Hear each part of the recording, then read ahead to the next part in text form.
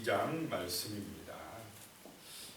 하나님 여호와께서 기억하시는 그런 말씀. 하나님이 너희가 어찌 나를 잊어버리고 세상의 길로 갔느냐라고 하는 그런 이스라엘에 대한 책망의 말씀이 나오고 있습니다. 하나님의 마음을 읽을 수가 있습니다. 1절에 보시면요, 여호와의 말씀이 내게 임하니라 이르시되, 하나님의 말씀이 에레미야에게 임하였다라고 하는 것입니다. 에레미야는 하나님의 말씀이 임하면 그 말씀을 그대로 전하는 것입니다. 성경을 볼 때에 우리는 하나님의 말씀 그대로 받아들여야 될 줄로 믿습니다. 내 마음에 든 것만 쏙 받아들이고 내 마음에 별로 안 든 거는 그냥 안 받아들이고 그러면 안 된다는 것입니다. 하나님의 말씀은 그대로 순종하는 것이, 그것이 복인 줄로 믿습니다. 내가 기준이 아니기 때문에 그렇다는 것입니다. 예레미야가 하나님의 말씀이 임하면 그 말씀대로 사람들이 듣기 싫어해도 그대로 전했다라고 하는 것입니다. 2절에요. 가서 예루살렘의 귀에 외칠지니라. 여호와께서 이와 같이 말씀하시기를, 내가 너를 위하여 내 청년의 때의 인애와 내 신혼 때의 사랑을 기억하노니 곧 씨 뿌리지 못하는 땅 그 광야에서 나를 따랐음이니라. 성경에는 하나님을 신랑으로 이스라엘을 신부로 이렇게 말씀을 비유합니다. 비유. 그러면은 하나님은 그 신혼 때 첫사랑을 잊지 않고 있다라고 하는 것입니다. 그런데 누구는 잊어버렸습니까? 신부되는 이스라엘은 그 첫사랑의 기억을, 그 신혼 때의 그 아름다운 사랑을 잊어버리고 하나님을 버리고 다른 남자를 쫓아갔다. 이러면 그 하나님의 마음이 어찌하겠습니까? 너무 아프다 이 말입니다. 지금 아프다. 여기서 내 청년의 때의 인애, 이 말은 출애굽시켜주던 때를 말합니다. 그리고 내 신혼 때의 사랑은 그 애굽 40년 광야 때에 하나님이 불기둥 구름기둥으로 인도하시며 날마다 하늘에 만나를 내려주시고 이스라엘을 지켜주시고 보호해주셨던 그 정말 아름다운 사랑의 때, 그때 출애굽 때와 그 광야 40년 때를 하나님은 첫사랑과 신혼 때로 이렇게 말씀을 하고 있습니다. 왜 그때를 잊어버렸느냐라고 하는 것입니다. 3절에요. 이스라엘은 여호와를 위한 성물 곧 그의 소산 중 첫 열매이니 그를 삼키는 자면 모두 벌을 받아 재앙이 그들에게 닥치리라. 여호와의 말씀이니라. 지금 이스라엘은 이제 큰일 났다 이 말입니다. 주변 나라들에 의해서 삼키게 되었다라고 하는 것입니다. 그런데 이스라엘은 첫 열매이니, 성물 중에 첫 열매니 이스라엘을 삼키는 자에게는 하나님이 재앙을 내리겠다라고 하는 것입니다. 그만큼 이스라엘을 사랑한 줄로 믿으시기 바랍니다. 그들이 하나님을 잊어버려서 하나님의 징계를 하시는데 그래도 이스라엘은 하나님의 첫 열매다는 것입니다. 하나님이 가장 귀하게 여기신다는 것입니다. 그래서 이스라엘을 삼키는 자면 모두 벌을 받아 재앙이 그들에게 닥치리라. 정말 성도의 힘은, 하나님의 백성의 힘은, 이스라엘의 힘은 하나님을 경외하고 의지할 때에 그것이 바로 가장 안전하고 가장 큰 능력이고 축복인 줄로 믿으시기 바랍니다. 하나님을 기억하라는 것입니다. 자, 그 다음에 이제 4절부터 보면 이스라엘이요, 이스라엘의 조상들이 하나님을 멀리 해버렸다 라고 하는 것입니다. 4절에 야곱의 집과 이스라엘의 집 모든 족속들아 여호와의 말씀을 들으라. 계속 강조하는 것입니다. 하나님의 말씀을 들으라 라고 강조합니다. 5절에 나 여호와가 이같이 말하노라. 너희 조상들이 내게서 무슨 불우함을 보았기에 나를 멀리하고 가서 헛된 것을 따라 헛되이 행하였느냐. 너희 조상들이 내가 뭐 잘못한 것이 있다고, 나한테 무슨 불우함을 보았다고 나를 버리고 헛된 우상을 따라갔느냐 라고 하나님이 지금 마음이 아파하고 있습니다. 6절에 그들이 우리를 애굽 땅에서 인도하여 내시고 광야 곧 사막과 구덩이 땅, 건조하고 사망의 그늘진 땅, 사람이 그곳으로 다니지 아니하고 그곳에 사람이 거주하지 아니하는 땅을 우리가 통과하게 하시던 여호와께서 어디 계시냐 하고 말하지 아니하였도다. 그 애굽에서 출애굽시켜 주셨고 그 광야의 건조한 땅, 사막의 땅을 통과할 수 있도록 인도하시고 보호해 주셨던 하나님이 어디 계시냐라고 하지 않았다는 것입니다. 하나님께서 그 시내산에서 모세를 불러서 율법을 주시면서 그 말씀을 주시면서 너희가 가나안 땅에 들어가면 이 말씀을, 하나님을 잊어버리라고 그랬습니까? 절대 잊지 말라고 말씀을 하셨습니까? 잊지 마라. 잊지 마라. 너희가 가나안 땅에 들어가서 이 말씀을 절대 잊지 마라. 그렇게 신신당부를 했는데 그들이 가나안 땅에 들어가서 하나님을, 첫사랑을 어떻게 했다고요? 잊어버렸다.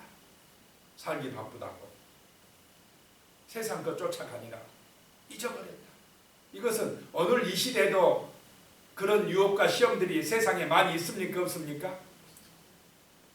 우리를 하나님에게서 멀어지게 하는 것들, 하나님 앞에 예배드리지 못하고 기도하지 못하게 하는 유혹들이 세상에 지금 옛날이나 지금이나 똑같이 많이 있습니다. 그런데 이 조상들이 잊어버렸다는 것입니다. 하나님이 어디 계시냐 하지 않았다는 것입니다. 7절에 보면 나옵니다. 내가 너희를 기름진 땅에 인도하여 그것의 열매와 그것의 아름다운 것을 먹게 하였거늘. 여기서 기름진 땅은 가나안 젖과 꿀이 흐르는 땅, 그 땅으로 인도해서 그렇게 했는데 너희가 이리로 들어와서는, 이 가나안 땅에 들어와서는 내 땅을 더럽히고 내 기업을 역겨운 것으로 만들었으며 그랬습니다. 그 가나안 땅에 가서 축복을 받아 번성하게 되니까 하나님을 잘 섬기고 예배하는 것이 아니라 하나님 잊어버리고 죄악의 땅으로 만들어버렸다는 것입니다. 우상 숭배하는 땅으로 만들어버렸다는 것입니다. 8절에 보면 제사장들은 여호와께서 어디 계시냐 말하지 아니하였으며 율법을 다루는 자들은 나를 알지 못하며 관리들도 나에게 반역하며 선지자들은 바알의 이름으로 애언하고 무익한 것들을 따랐느니라. 이러면 되겠습니까? 이스라엘이? 오늘날로 말하면 교회 다니는 성도들이 이러면 되겠습니까? 제사장들이면 오늘날에는 목회자들인데, 목회자들이, 제사장들이 하나님이 어디 계시냐 하지도 않았다. 하나님 찾지도 않았다는 말입니다. 그리고 율법을 다루는 자들, 성경을 연구하는 사람들은 하나님을 알지 못해요. 이상하지 않습니까? 율법, 하나님의 말씀을 다루는 사람들이 하나님을 몰라요. 뭔만 아느냐? 우상만 알아요. 우상. 하나님을 뭐로 바꿨습니까 지금? 자기 우상으로 바꿨어. 자기 우상. 자기가 신이 됐다 이 말입니다. 자기밖에 모른다. 탐욕에 빠졌다 이 말입니다. 왜 이 사람들이 제사장들, 선지자들 이 사람들이 하나님을 몰랐겠습니까? 하나님은 알아요. 그런데 하나님을 믿는 목적이 누구를 위해서 믿었다는 것입니까? 자기가 높아지려고, 자기가 좀 돈 많이 벌려고 순전히 자기를 위해서 하나님의 이름을 이용했다라고. 자칫하면 우리가 오늘 이 시대에 이렇게 빠져 들어갈 가능성이 있다라고 하는 것입니다. 겉으로는 설교 잘해요. 기도도 잘합니다. 그런데 마음속에 탐욕이 가득했다 이 말입니다. 하나님의 말씀대로 정말로 겸손하고 정의롭고 서로 사랑하고 이렇게 살기보다는 내 욕심이 먼저고 나의 자랑이 먼저고 내 욕망이 먼저고 내 뜻이 먼저고 이렇게 돼버렸다는 것입니다. 그것이 바로 뭐냐? 세상 따라가는 것이고 우상 숭배에 빠졌다라고 하는 것입니다. 그러니 하나님이 마음이 아프다는 것입니다. 9절에 보니까 그러므로 내가 다시 싸우고 너희 자손들과도 싸우리라 여호와의 말씀이니라. 그렇게 탐욕의 길, 교만의 길 가니까, 우상숭배의 길 가니까 하나님이 그들과 뭐 한다고요? 싸운다 이 말입니다. 싸운다는 건 징계한다. 코로나 재앙도 보내고 때로는 전쟁도 터지게 하고 아프게 하기도 하고 그러면서 뭐 하려고요? 돌아오게 하고 하나님께 돌아오게 하려고 하나님이 진짜 계시다는 걸 믿게 하려고 그런다라고 하는 것입니다. 13절에 보면 내 백성이 두 가지 악을 행하였나니 내 백성이 지은 죄가 두 가지가 있으니 곧 그들이 생수의 근원이 되는 나를 버린 것과 스스로 웅덩이를 판 것인데 그것은 그 물을 가두지 못할 터진 웅덩이들이니라. 두 가지 악을 행하였는데 자, 하나는 생수의 근원이 되는 나를 버린 것, 하나님을 버린 것. 자, 생명수는 진정한 축복은 구원은 영원한 생명은 누구에게서 나옵니까? 하나님에게서 나오는데 진정한 축복은 하나님에게서 오는데 이 어리석은 사람들이 부자 된다고 하니까요. 농사 잘 된다 하니까 바알신 아세라신에게 가서 빌어요. 세상 사람들처럼 따라갔다는 것입니다. 하나님을 버렸다. 그 다음에 두 번째 스스로 웅덩이를 판 것인데 자 스스로 우리가 웅덩이 파면 돼. 우리 힘으로 하면 돼. 스스로 웅덩이를 팠어요. 아무리 웅덩이 파라도 하늘에서 비를 내려주지 아니하면 농사 지을 수 있습니까? 인간의 힘은 한계가 있는 줄로 믿으시기 바랍니다. 아무리 내가 열심히 하고 과학 문명을 발달시켜도 하나님이 복을 주시지 아니하면 그건 터지는 웅덩이다. 열심히 갔다가 물을 막 가두긴 하는데 웅덩이가 터졌으면 어떻게 돼버립니까? 다 새버려. 열심히 모아도 내가 열심히 그냥 욕심 부려도 하나님이 막아주시지 아니하고 보호해주시지 아니하면 터지는 웅덩이다라고 하는 것입니다. 여기서 스스로 웅덩이를 판 것이다 라고 하는 것은 아무런 도움도 되지 못하는 우상 앞에 가서 숭배했다 이 말입니다. 그 우상이 내가 아플 때 낫게 해주는 것도 아니고 그 우상이 나를 죄악에서 마귀에게서 건져주는 것도 아닌데 그 우상 앞에 가서 나를 복달라고 하고 나를 낫게 해달라고 하고 정말 구원해달라고 빌었다 이 말입니다. 이것이 스스로 웅덩이를 판 것이다 라고 하는 것입니다. 이 두 가지 악을 행하였다라고 하나님 말씀합니다. 그러니까 15절에 보니까 어린 사자들이 그를 향하여 부르짖으며 소리질러 그의 땅을 황폐하게 하였으며 그의 성읍들은 불타서 주민이 얻게 되었으며 그렇게 우상 숭배하고 자기 알아서 한다고 하고 세상 따라가니까 어린 사자들이 그를 향하여 부르짖었다. 여기서 어린 사자는 아수르를 비유합니다. 하나님이 아수르 나라를 불러다가 예루살렘을 치게 하셨다라고 하는 것입니다. 그 땅을 황폐하게 하였다. 그 성읍들이 불타서 주민이 없게 하게 만들어버렸다는 것입니다. 세상 의지 아니할까? 그 세상 나라를 들어서 하나님이 이스라엘을 징계합니다. 하나님이 울타리가 되어줘서 산성이 되어 보호해주던 그 보호막을 걷어버렸다는 것입니다. 또 16절에 놋과 다바네스의 자손도 내 정수리를 상하였으니 여기서 놋과 다바네스는 애굽 나라를 말합니다. 애굽을 의지하니까 애굽 나라가 와서 이스라엘을 징계했다, 쳤다 이 말입니다. 하나님을 의지하시기 바랍니다. 세상 의지하지 마시기 바랍니다. 세상이 힘이 있는 것 같아도 그 힘도 하나님이 주시는 힘입니다. 17절에요. 내 하나님 여호와가 너를 길로 인도할 때에 내가 그를 떠남으로 이를 자치함이 아니냐. 하나님이 인도하시고 하나님이 보호해 주시는데 하나님을 버려버렸기 때문에 이런 재앙이 내게 임하였다라고 하는 것입니다. 19절에 보면요. 내 악이 너를 징계하였고 내 반역이 너를 책망할 것이라. 그런즉 내 하나님을 여호와를 버림과 내 속에 나를 경외함이 없는 것이 악이요 고통인 줄 알라. 주 만군의 여호와의 말씀이니라. 악이요 고통이 뭐냐? 하나님을 경외함이 없는 것이다. 사람들의 마음에 하나님을 경외함이 없는 것, 그것이 바로 죄악의 길이요 그것이 고통의 길이다 라고 하는 것입니다. 21절에 보면요. 내가 너를 순전한 참 종자 곧 기이한 포도나무로 심었거늘 내게 대하여 이방 포도나무에 악한 가지가 되면 어찌 됨이냐. 하나님은 정말로 좋은 씨앗으로 참된 참 종자로 귀한 포도나무로 참 포도나무로 심었는데 그들은 들포도가 되었다. 이방 포도가 되었다. 악한 가지가 되어버렸다. 좋은 씨앗이 그냥 이 나쁜 열매를 맺어버렸다 라고 하는 것입니다. 하나님을 떠났기 때문이다 라고 하는 것입니다. 그것 때문에 그들에게는 고통이 왔고 재앙이 왔다 라고 말씀을 하고 있습니다.